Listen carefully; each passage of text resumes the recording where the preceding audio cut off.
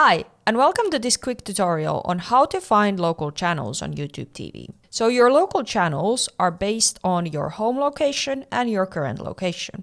You can try to search a specific channel, for example, by this search icon. Here you can also see all available networks you have in your current location.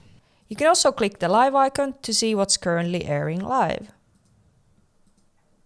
To check and change your current location, click your profile picture and then click location.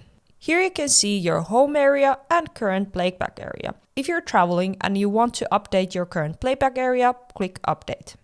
You can update the current playback area in your mobile app or going into tv.youtube.com/verify on your mobile device. After you have updated your current playback area, YouTube TV will show you the new local programs, for example, in the live section. I hope this video was helpful. Thank you, and I'll see you in the next video.